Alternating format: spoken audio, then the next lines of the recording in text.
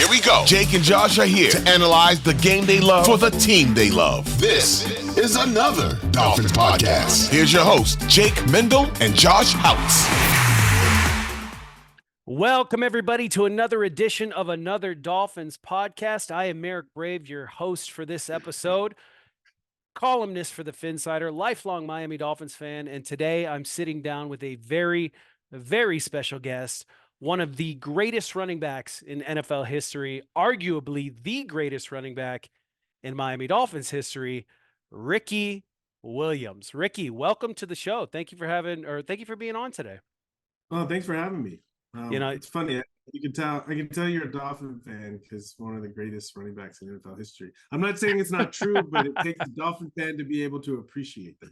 Well, we do appreciate that. And I think the aesthetic had a lot to do with it. You have the cool dreads and then the visor, man. The visor is really what did it for a lot of us growing up. I'm 37 years old. I became a Dolphins fan in 91. And when you joined the team in the early 2000s, right after Dan Marino left, it was like, okay, we have our new superhero, and his name's Ricky Williams. Yeah, the good old days. The good old days. So I guess we want to talk about a few topics here today. We want to talk about the Dolphins. We want to talk about your NFL career. And then, of course, we want to get into your cannabis company, Highsman. But we'll start with the Dolphins. You've been out of the league for a little over a decade now. And sometimes you get a little bit disconnected from the product. Do you still get an opportunity to watch NFL games during the regular season? I get an opportunity. I mean, one of the things that we've done, and one of the reasons that we're talking, is part of my brand is it's sports and cannabis. So we have a thing we call Heisman House, and we set up opportunities for fans to come watch the game and consume with me.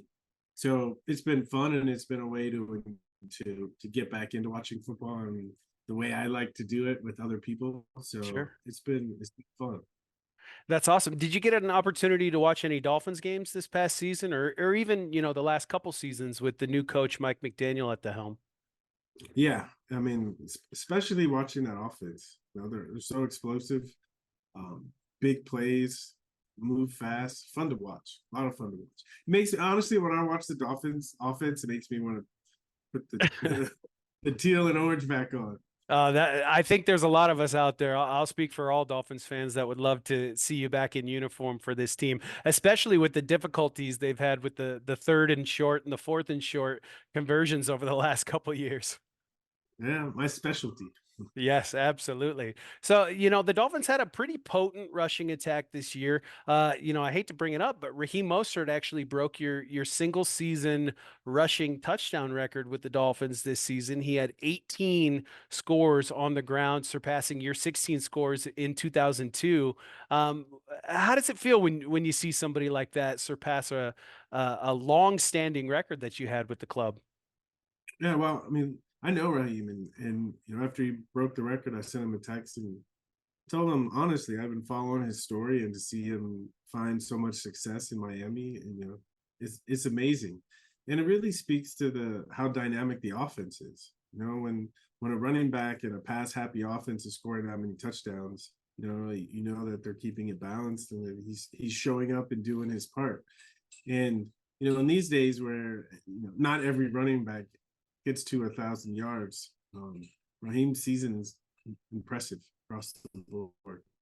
Yeah, over 1,000 yards rushing, 18 rushing scores, couple receiving scores as well. He had himself a great year. Another back in that Dolphins offense that impressed a lot of us fans this season was rookie running back Devon Achane.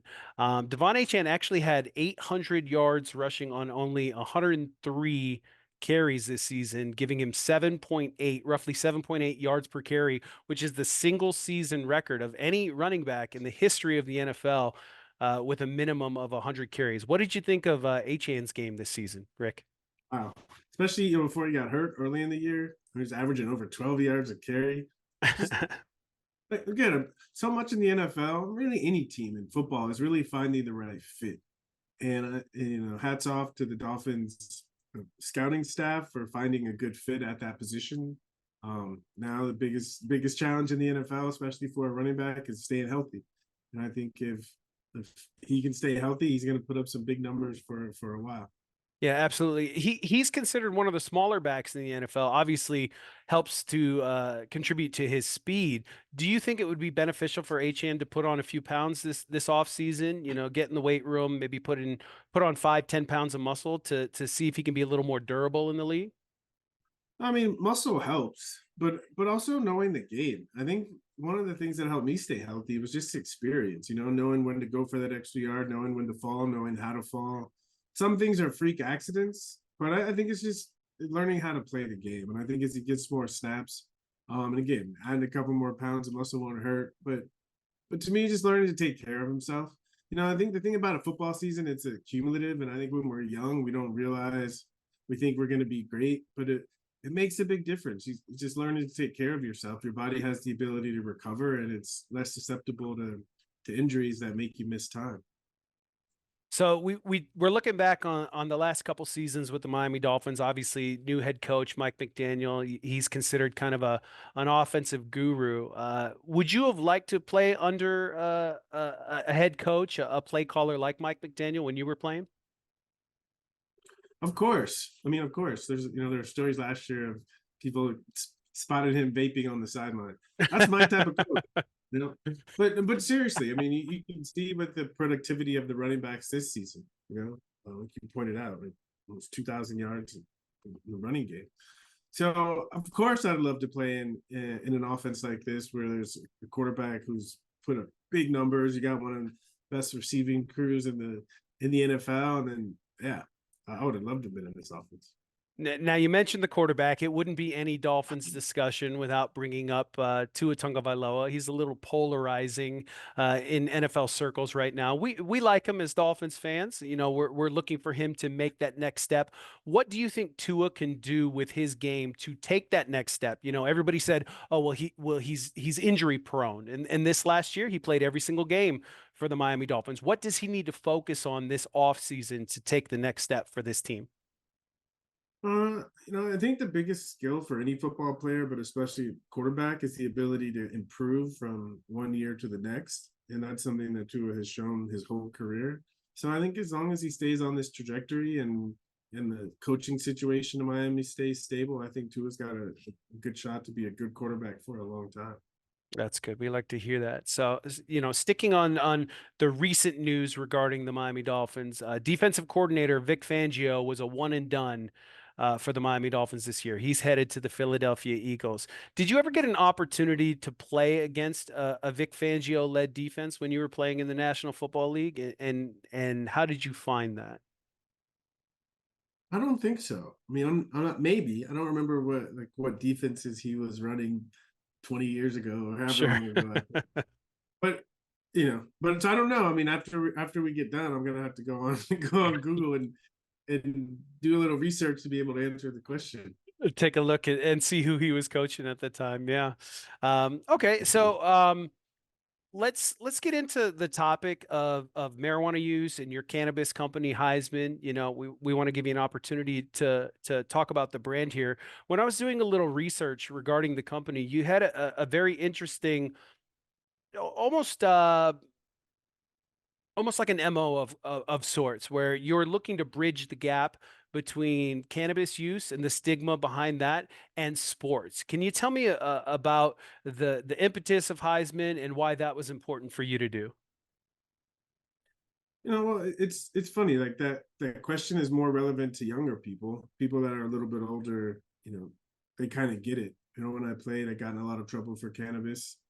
Back then it was devil's lettuce, and it was one story, but over the years, slowly, the country has changed, people's attitudes have changed, and it's made pretty much a 180. But what's still lagging behind, because the scars and the wounds of a drug war and something that's stigmatized so much is in people's consciousness, even though we're finding, it's funny even we have to say it like this, that we realize it's always been medicine. Just because for racial motivations and other reasons, it became illegal, and a lot of people were persecuted for it. So it just has a bad rap. And I think the whole point of fame is, at least in my mind, is to use the platform to do something good. There's so many people out in the world right now that are suffering in pain, and the only thing they feel comfortable taking to help them feel better, whether that's mental health issues or physical issues, are pharmaceuticals that are given to them by the doctor. And for some people those work, but for some people they don't work. And so I feel part of my mission is to advocate for people like myself that find pleasure and healing and happiness and open-mindedness and greater connection and spirituality and greater focus. The list goes on, from cannabis. And there's not so many people who have a platform because of the reputation and the stigma of cannabis, are too afraid to tell the truth and be honest about how cannabis benefits their life. So I thought, what the heck, I'll be an example and put my name out there and do something good for the world. And you mentioned, I've had a lot of really amazing ideas in my life, things that I've done that have really opened up a lot of doors for me and helped a lot of people. And, I had to work my ass off to get it, but a good friend of mine that helped open my mind was cannabis. And I think that's a meaningful story that needs to be told, because a lot of people are having those same experiences, but they don't have the courage or the platform to be able to talk about it. Do you feel validated with the way that the consciousness has shifted within, not even just sports in the NFL, but just with the United States as a whole and their views on cannabis over the last 20 years? You mentioned it yourself. 20 years ago, you were villainized for quote unquote choosing pot over your NFL career. But now 20 years later, it's become a much more socially acceptable thing. The NFL themselves, they've lowered the fines and the suspensions and stuff for players who do test positive for marijuana use. Do you feel somewhat validated in a way and somewhat like a pioneer as somebody who led the way in that regard? Oh, 100%. Definitely feel like a pioneer. Validation, not so much, because I was never looking for validation. I was just trying to be happy and live my life. It's funny, when I was a kid, I was a really good student. And in school, we learned about America, the land of the free, and life, liberty, and the pursuit of happiness. And at the end of the day, that's all I was doing.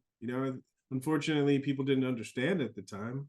But I feel like what I stand for and what I stood for then is really part of the American dream. So I don't know. I feel like a pioneer because I'm actually living it and sharing my truth and hopefully inspiring other people to do the same. But definitely, I've embraced the opportunity to be a pioneer. When I had a coach, Mac Brown, and he said, if what you do on the football field is the greatest thing you've ever done in your life, you guys have all failed. So I've always had this voice in my head always telling me I have to use this platform to do more. Never thought it would be cannabis, but here we are. I genuinely though, I do think you have become a pioneer, and you have, throughout the last 2 decades, it's taken a while, but you have made it more socially acceptable.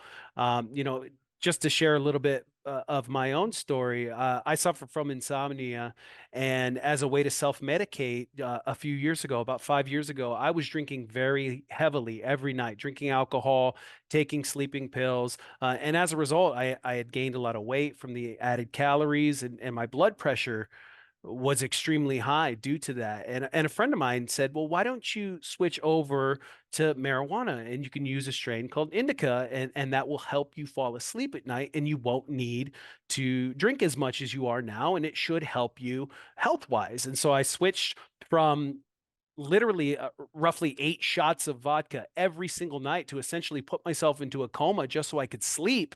I switched over to an indica vape, and I'm not joking, from day one, it knocked me out. It allowed me to rest, get a deep sleep. Since then, I've lost 30 pounds. My blood pressure has completely normalized and is regular now. It's been about 4 years since I made the switch, and I do credit my marijuana use with my health resurgence and the fact that I'm no longer at risk of having a heart attack before I reach the age of 40. So, being a Dolphins fan all my life, I was able to kind of reach back on your experience and say, well, Ricky has always been such an advocate for this. And, it sounds silly to say, but if it works for Ricky, it could work for me. And so, with the help of my friend and being able to reach back on your experience, it did help me as well. So do you find that, obviously marijuana has helped you in many ways. Do you find that there are other people in your circle that have been inspired by you to use marijuana, and it's been beneficial to their health long term? My mom, my mother's a great example. I think she's being serious, but I can't tell. But she wants to start a brand called Highsman. Oh, that's fantastic. Because she's had a lot of surgeries, and her back is really messed up, and she's saying, and she's noticing that there's a need out there that for a lot of older people who are dealing with a lot of physical pain, pharmaceuticals are kind of the only way they have to go. And she's finding so much better relief and so much improvement of the quality of her life through cannabis. That's fantastic. Yeah. That's awesome. I would buy a strain called Heisman. I really would. That'd be really cool. But speaking of Heisman, the reason I have you on today, you're going to be doing a meet and greet at a dispensary here in my hometown, Moline, Illinois.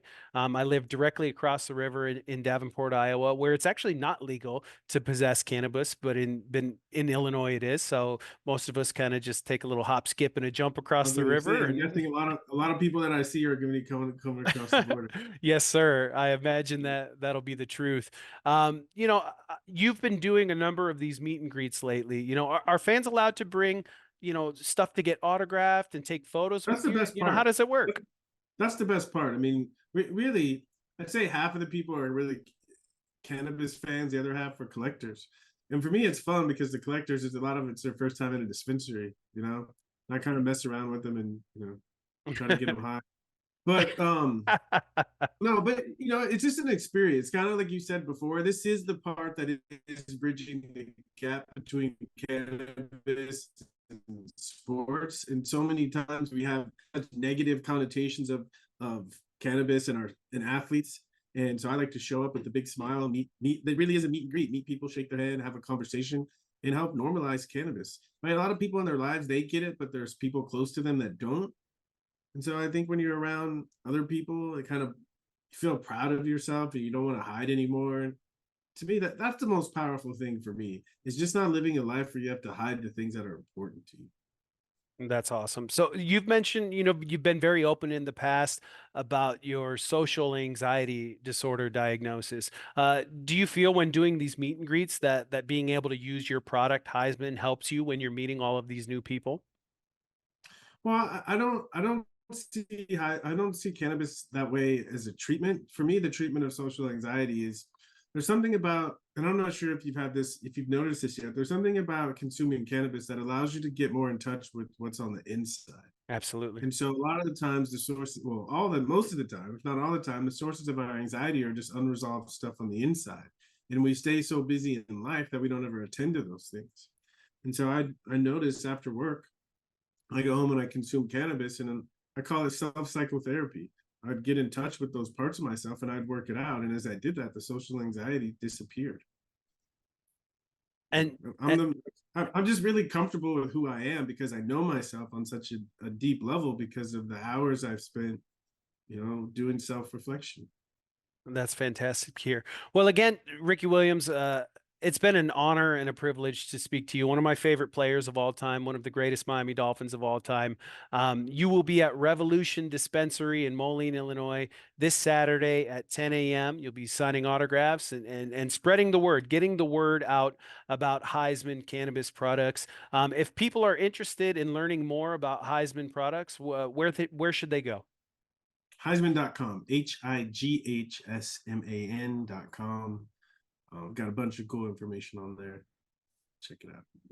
Fantastic. Well, I want to thank you again for joining me today, Ricky. Again, it was an honor and a privilege. I will be there on Saturday. I'm going to come check it out, maybe get a football or a helmet autographed by Mr. Ricky Williams. So I'm looking forward to that. But again, thank you so much for joining me today. Yeah, thanks for having me. Thanks, Rick. Yeah, take care.